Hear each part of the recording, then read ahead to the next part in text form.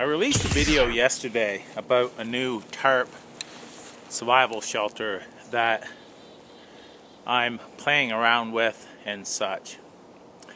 I thought I would use the science behind the super shelter or the reflective mylar tarp with a plastic sheet that's I made out of vapor barrier. And I've been using these vapor barrier plastic sheets for years. Even when I was a kid, we used to take plastic out and cover, a structure or whatever, and use that for waterproofing and such. But for the, past couple years, if you check my older videos, I have plastic tarps as my hammock tarp. And I still have the original one after a couple years ago. And it's held up really well. A couple of the, all I had was packing tape for tie-out points, and a couple of those have came off because young fella walking around and kicking the guideline or whatever, and it coming undone or whatever and stuff like that. But the tarps are pretty, the plastic is pretty rugged. I've had, in heavy snow, rain, winds, I really trust this plastic. I really do. I've never had it fail. And the plastic in this tarp is off the same roll. And that's my bag that I carry my cordage in. But this is all rolled up at home.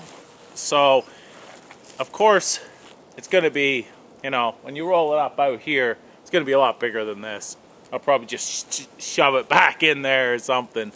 But at home, on the floor, you can roll it up pretty good. It may weigh a pound. I'm not quite sure. It don't feel like it. It's pretty lightweight. But this is a 12-foot tarp by 8 foot 10 inches. Right around there. And it provides a lot of cover. And like I said, I wanted to make a shelter that you could use pretty well any time of the year. I could use this in the summer. I can use this even in the winter because of the mylar. And I made it as well so I could fashion it into a super shelter if need be on those extreme cold nights, if stuck out here. But I can use this just for camping. I can use it for, survival, whatever. But I'm going to set this up right now. And after I'm done, I'll show you what I came up with to somewhat make it into a super shelter for those very cold nights and a survival shelter if need be, kind of thing. So I'm going to set that up right now, and I'll show you a couple other options that you can do. That's what I like about this here. You have enough material, you have a lot of options the way to set this up. I've got this set up right now with the tarp, front tarp, straight down. That way there you're going to have less sparks jumping over and laying on it than if you have it on a slant. More chance of burning holes through. I've used this tarp, like I said, lots of times. It will, if a spark lands on it, it'll just burn that little hole through, and that's it. And I've actually used them in rain after they get those little holes, and I've still stayed dry. I mean, to a point, you get a bunch of holes in, it's going to start leaking. But anyhow, this here, is cheap enough to make another one. And if you're using it in a survival situation, it's okay if it gets a few holes in it anyhow, because, in a day or two you're going to be leaving. Anyhow, I've got this set up with this draped straight down and outward. But I don't have it set up. I just wanted to show you this. That you can take the tarp and flip it over like that. And now what I have is, this ground is soaked. It just rained, cats and dogs last night kind of deal. So right now, I can get in here like this. I still have the mylar the same way you would with any other space blanket at a 45 degree. Make a long fire out there, This here would keep you toasty warm. I've been down in below freezing weather with a long fire, sleeping in only a t-shirt. Just like this, basically. Not this shelter, but just with a tarp, a reflective tarp, and a 45 just like this. So I know that this right here is going to keep me nice and warm to below freezing. So right there is a, it's using the science of the mylar, reflective properties. So this setup right here gives me a nice dry place to lay, plus it gives you the reflective properties. Now you'd want to put a debris bed, of course. Hopefully, if you have to, throw a bunch of boughs down, but then throw moss or something over top of it so you're not poking a bunch of holes through your plastic. But always remember, the ground's going to suck the cold out of you if you don't have some kind of, debris bed underneath you. Unless, it's middle of summer or whatever, and in a area that the ground is warm. Even, it gets cold here in the summertime, so I use a sleeping pad year round. Anyhow, that's one shelter option right there. Now, like I said, if I take this,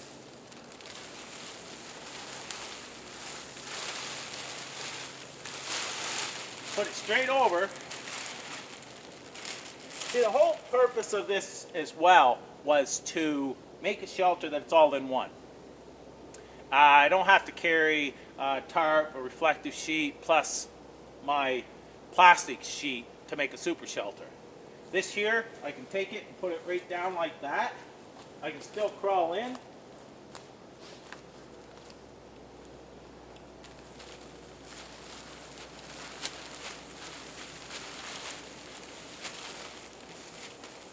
And then I've got the qualities of a super shelter. All I got to do is close in these ends. And there's many ways I can do that. I could carry some plastic and some duct tape and just duct tape those over or whatever, or add it to it, but I'm not going to do that. There's other ways. So I'm going to just show you a couple ideas that I thought of.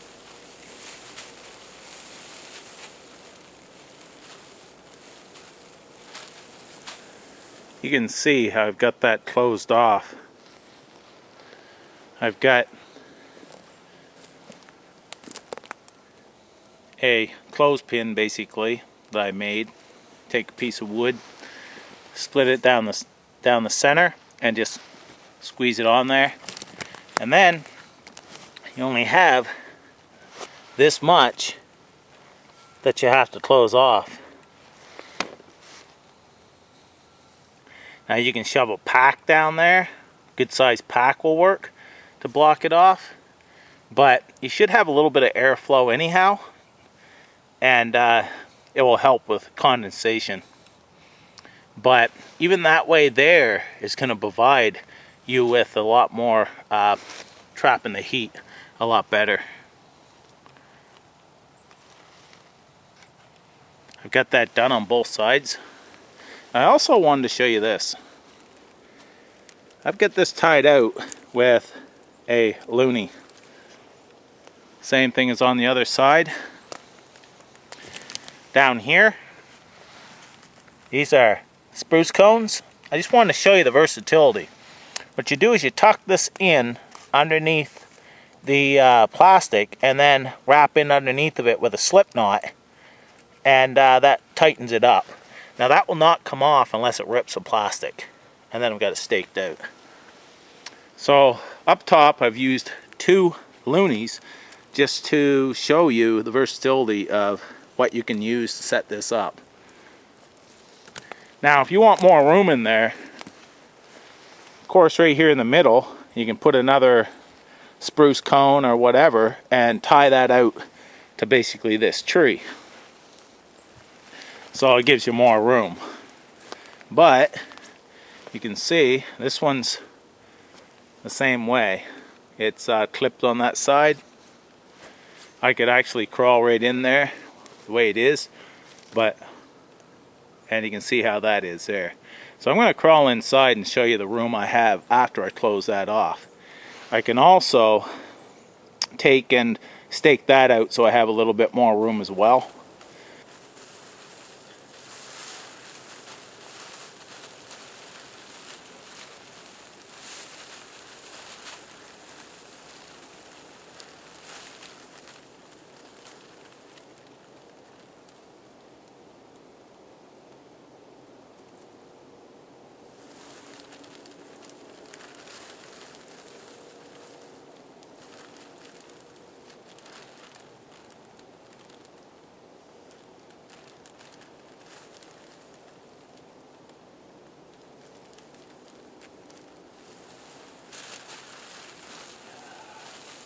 So yeah, I mean, I can sit up in here. I've got room actually. These here move around and they, somewhat touch me, but if I lay down, I'm fine. That would trap a lot of heat in here. And as well, if it isn't real cold, the open ends is not going to be that bad. But I'm thinking of another way that I can close it right in for those super cold nights. That's what I wanted this for, is so I can, basically, it's all around a good shelter. Now I came out here with the only cutting tool was a mower companion. I've been using that for just cutting up my cordage, and I used it for making my clothespins. Now this, I used and made this just by breaking it with my hands and such and breaking it off. Now you can add more to this. I just wanted to show you. And what I've did here, I've got 3 little sticks here, right here, here, and here. I just put a basic frame to the size I need and started weaving brush in. Now that there is going to fit right over this small little opening like that. Now that totally closes that end in, and I could put more on it. Now with that pushing on that, what you can do is, see, it's not going to do much there, so I can still pile a little bit more brush here on this end, and I can make a door for the other side that I can just pull in before I go to sleep. That will close those ends in, and that took me probably 10 minutes to make. So that's another option to close the ends in. You can see that that end is basically closed right off now. And I could make the same type of door for this side and do the same thing. So then I have a super shelter.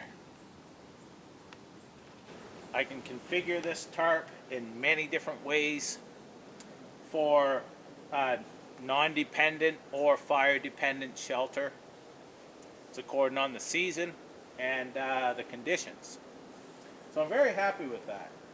Now I've set up, the way I had it set up yesterday, I'll put a link in the description box, but that there would be, it's more open, the sides and such. That would be good for rain. It'd be good for just a chilly night if you want to put a fire out front. But where that's on an angle like this in the front, you're going to have more sparks bouncing, flying up, landing on it, burning little tiny holes. So that is a factor, and it will happen. It's just any tarp you put up, it's going to happen. If you put a fire out front, you can be around here, you can be 15 feet away from a fire, and you'll still have little sparks come over and land on your tarp and put little holes. I've had it happen. So anyway, wanted to show you that. That's another setup, and I'm very happy with that to make that into basically a super shelter. It's very compact, like I said, and very versatile how you can use for tie-out points. You can use coins, spruce cones, acorns, rocks, pieces of stick, all to tie this out. So I think it's a very good, reliable survival shelter. It gives you more strength than just a Mylar bag that most people carry in their kits for a survival shelter. Thanks, and hope you like it. Take care.